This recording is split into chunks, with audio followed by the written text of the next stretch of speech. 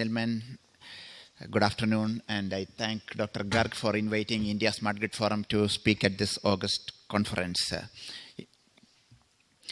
For over 100 years, we built power systems the traditional way of big power plants, injecting electricity into high voltage grid, transporting to large geography, stepping down to lower voltage and distributing to millions of people.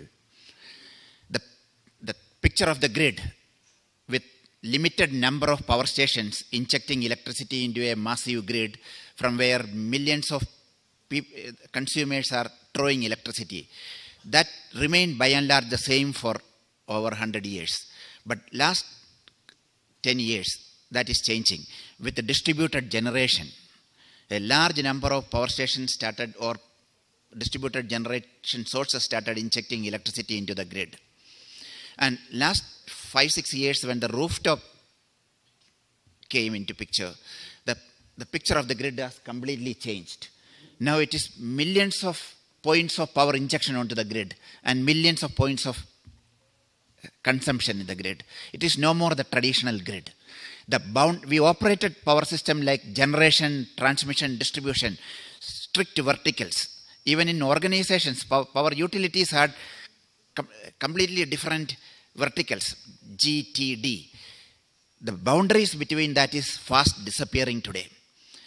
The more and more increasing share of generation resources in the last 5 years getting connected to the distribution end of the grid. That's an entirely new challenge which the distribution operators were not prepared to handle. They always knew power comes from their transmission company or the generation company. All I need to do is to estimate my demand and I meet the demand. But all on a sudden, he is challenged with estimating the generation within his own distribution territory. How much generation going to be tomorrow from the rooftop, from the wind turbines, with other distributed resources. Traditionally, an electric utility never bothered about what you did behind your meter. You applied for a 5 kilowatt or a 50 kilowatt connection, I gave you electricity and I maintain it at your capacity 24/7. What you do behind the meter was none of my business. But now, with the way the power system has changed, the more and more resources coming from intermittent, variable, renewable resources, where we have no control when wind will stop, when cloud will come over large solar plants. So generation resources on one side has become highly unpredictable and variable. Stability of the grid is a major challenge. On the other hand, on the traditional grid, the loads used to be very predictable, and the majority of the load were induction motors and incandescent lamps. Both of them could accommodate fair share of frequency excursion. But today, with all the digital load which you have on your offices, in your homes, customers require good quality electricity at stable voltage and stable frequency. As an electric utility, when I look, my generation resources has become highly variable. It's extremely difficult to predict or control the frequency and voltage. On the other side, the customer who are okay with little bit of frequency and voltage variability, they today want quality power at stable voltage and stable frequency. That has added to the challenges of the grid operator. The variability, you've been hearing about the intermittency of the renewable resources, the challenge to the grid operators again and again. But at high voltage level, in a transmission grid where large wind farms and solar farms are connected, managing that is much easier. There are solutions, there are tools, and they are looking at a much larger geography. Versus rooftop, thousands of houses, on offices, schools, on which are injecting electricity back to the low voltage grid. Managing that low voltage grid, that's exactly the topic which we've been addressing in this session, is an entirely different ball game. It's a new challenges. How do we do that? There are no formulas, no single solutions. But at the same time, this is a major engineering challenge and a huge business opportunity and challenge that there will be solutions as we move forward. We all talk about the experiments which is currently going on in Germany with the smart inverters, in Hawaii with the smart inverters which can be remotely controlled. We should be able to. What are the challenges from the rooftop PV? The typical scenario of a rooftop PV is that you take a residential block where a distribution transformer, say 630 kilowatt kVA distribution transformer, say 100 houses of that distribution transformer is servicing, and 25 houses have rooftop solar. Say they are generating around 100 kilowatts, suppose, during the day. Most of the houses during the day have very little demand. People are not at home, they are at offices and businesses. This 100 kilowatt which is generating, perhaps in that 100 houses there is not 100 kilowatt of load. It will feed back into the 11 kV system. The reverse power flow, how to handle that is the major challenge. But this is the general scenario. And when the first net metering policy in India in 2013 issued by Andhra Pradesh Regulatory Commission, they set a limit of 25%. And there were some examples from some other countries, from the studies where they have done. There was a thumb rule, 25% of the distribution transformer capacity, we should give connection, rooftop connection, without asking any question. So that was a formula which most of the people followed around the world and in India also. The first net metering policy came from Andhra, which in 13, immediately followed by Tamil Nadu and several other states. In fact, I must compliment all the regulators in India that within a period of 3 years, all 29 states and 7 union territories issued net metering policies, and theoretically every electricity customer in India today can be a prosumer. You can theoretically have a rooftop PV and inject electricity back into the grid. And this 25%, and some states they have gone to 30%, that still remains. Recently we have embarked, India Smart Grid Forum, we embarked on a project to prepare a energy storage roadmap for India. As part of that, we looked at what is the maximum hosting capacity of rooftop solar on the low voltage grid. How much we can do. This 25% which is written in the net metering policy, is it the right limit? Can we go higher than that? Or can we even not reach anywhere near 25? We started modeling the distribution grid and started doing the load flow from the real grid from one of the discoms who have fairly good share of rooftop solar. We were surprised to find that most part of the day our distribution grids are overloaded. And in an overloaded distribution grid, rooftop PV actually is giving a load relief to the distribution transformer. So we can easily go up to 80-85% of the DT capacity. At 85% in the first scenario, we found a cable fault in some place. So the first I was talking about a scenario where a 630 kVA distribution transformer, 100 houses, during the day there is only 100 kilowatt load. But most part of India it is not so. There is not only houses, there are shops, there are so many other business establishments. During the day they are also using equivalent to 600 or 700 kilowatt of load during the day. If that is happening and 100 kilowatt of injection happening at the low voltage grid itself, whatever rooftop generated is getting consumed there, which is giving actually a load relief to the distribution transformer, we can easily go to much higher number. And we are, once we complete, we have done 2-3 states now, the distribution grid modeling. We'll be doing around 10 states around the country. And by end of the year, we'll be giving a recommendation to FOR saying that please amend all these net metering policies.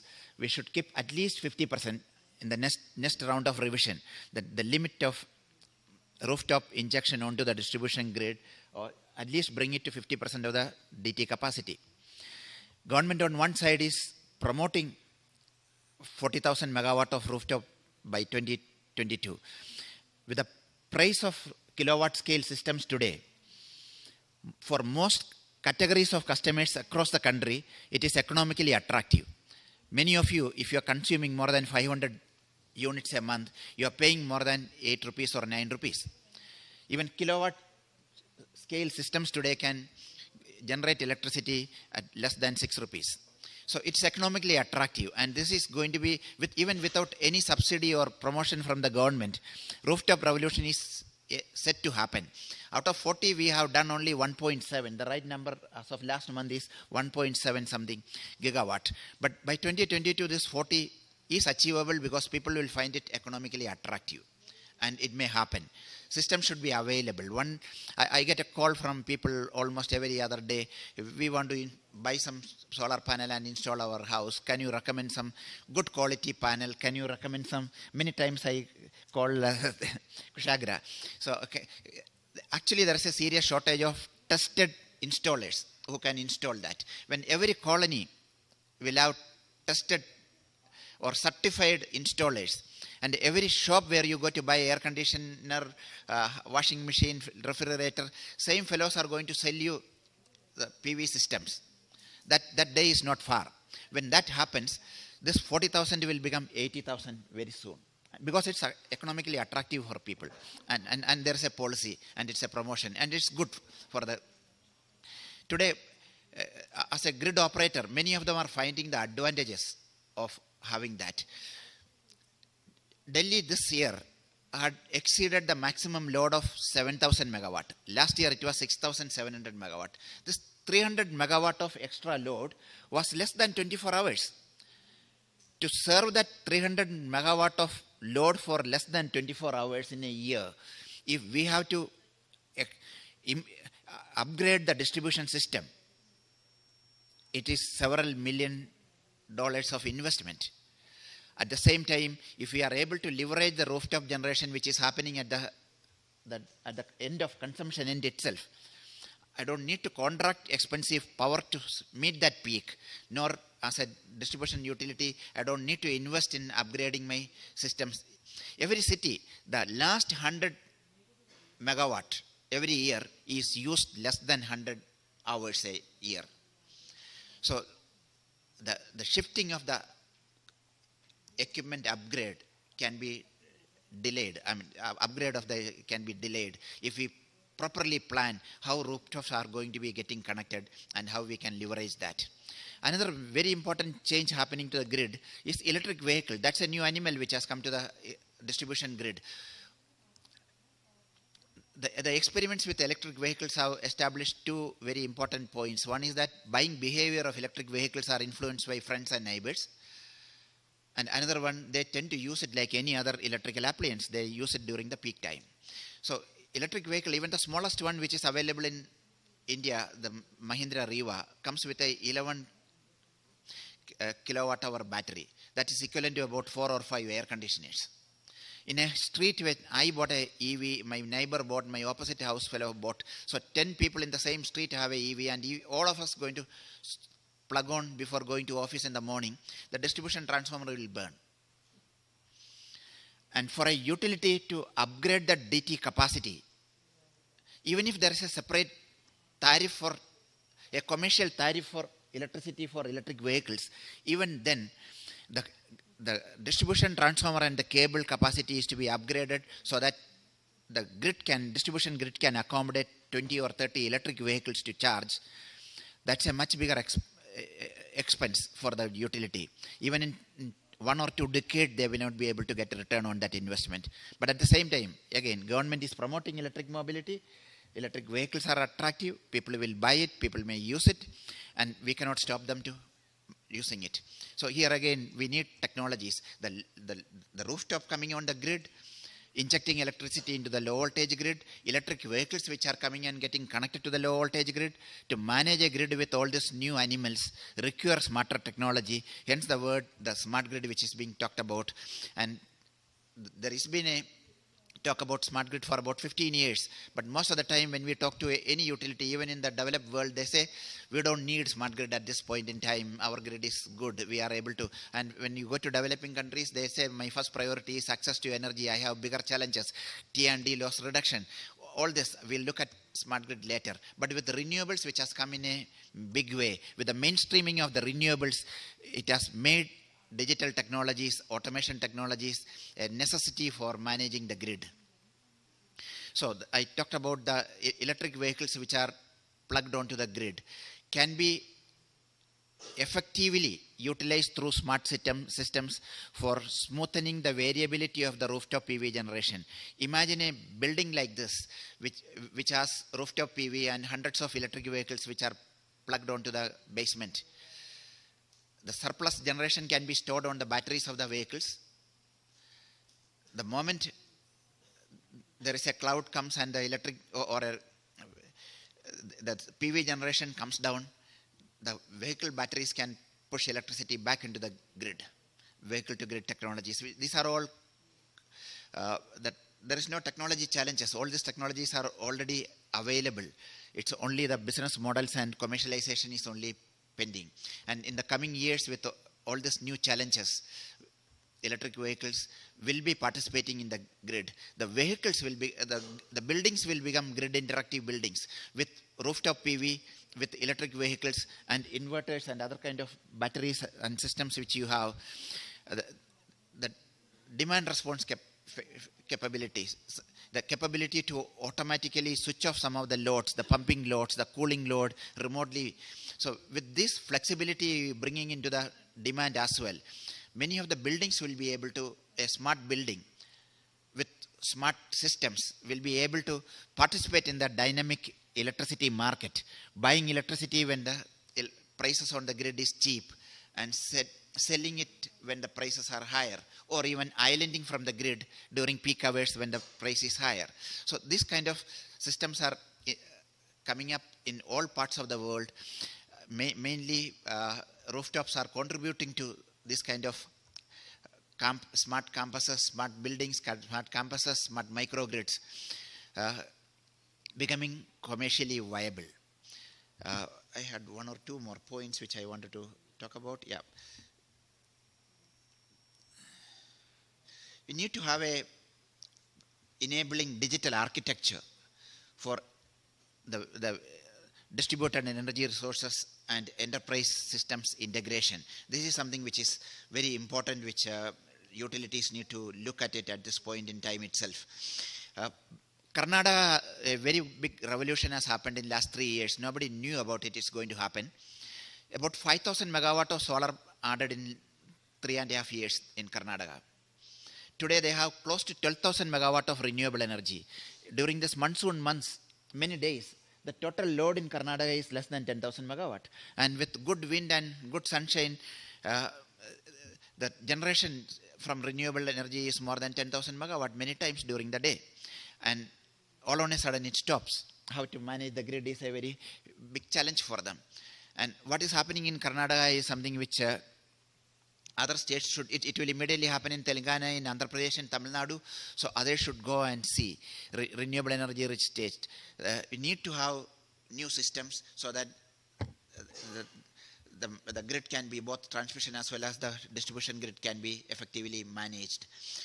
People talk about energy storage, batteries. That alone may not be a solution. We are, as I said, preparing an energy storage roadmap for India. This is not only... The moment we talk about energy storage, the first thing goes to batteries, because battery prices have come down. In last 6 to 7 years, about 80% prices have come down for lithium-ion batteries. But battery alone is not able to address all the challenges on the grid. With, as I said, more and more generation coming from solar and wind, and the synchronous property of the grid, the inertia of the grid is diminishing. And if I put more and more battery, it doesn't give me inertia. We need to look at synthetic inertia injection. There are a lot of talk in the R&D parlance, but no actual demonstration on the grid. Flywheels. Flywheel is one technology which has really made some progress in the last couple of years. Compressed energy storage. These systems are also equally important, and we need to promote those. As we look at mainstreaming renewables both in the transmission as well as in the distribution grid. I talked about all the states in India and union territories having a net metering policy. Through the net metering policy today, you can sell your surplus energy only back to your distribution company. But the latest thinking is that the discoms think that it is a rich customers who pay me a higher tariff, who pay me 8 rupees, 9 rupees per unit of electricity, and who pay also, not default. They are the ones who are actually installing rooftop. So DISCOM's revenue loss is a major fear for the distribution companies, and they are little reluctant in giving connection in some parts of the country. The answer to that is that please allow peer-to-peer trading, P2P trading. Instead of selling it back to the DISCOM, if I am able to sell it to anybody who is giving me a better price. There are very good examples. There are very good both in US and Europe. And these are all made possible in real time through the new technology which you hear, blockchain. Through smart contracts on blockchain in marketplaces and microgrids, peer-to-peer trading from rooftop is made possible. We have been talking to CERC and other decision makers for allowing a trial on P2P trading and a couple of other use cases of blockchain. Lastly, I also like to talk about an incentive program promoted by a not-for-profit organization called SolarCoin Foundation. So this is a not-for-profit organization. In fact, Dr. Garga has invited my friend Francois from Electric Chain to come and speak. He couldn't make it. So SolarCoin, I take a minute to talk about it. It's an incentive program. Those who it's a cryptocurrency, SolarCoin. Till January, February, it used to be more than $50, one solar coin. It's an incentive given to 1 megawatt hour of solar energy produced anywhere in the world from January 2010 onwards. So if you have a plant which has been running for past 7 years, if you register with them, you get the entire backlog. So if you have generated 1 million units of solar energy, you get 1 million solar coins. No questions asked. This is over and above all other incentives given by governments and other agencies.